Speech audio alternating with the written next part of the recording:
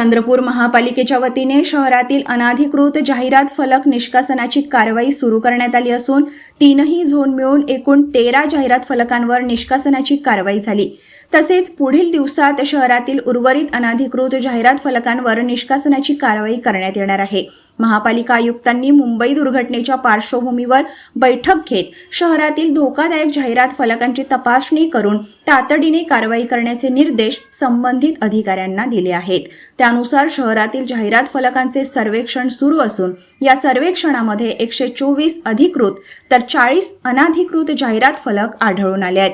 यात झोन क्रमांक 1 अंतर्गत 20, झोन क्रमांक 2 अंतर्गत 13 तर झोन क्रमांक 3 अंतर्गत 7 अनधिकृत फलक आहेत। सर्व प्रकारच्या पाळीव प्राण्यांसाठी अत्यंत गुणकारी इनोटॉक्स पौष्टिक आहार, नैसर्गिक वापरा, केमिकल टाळा। इनोटॉक्ससह रोगराईस आळा घाला।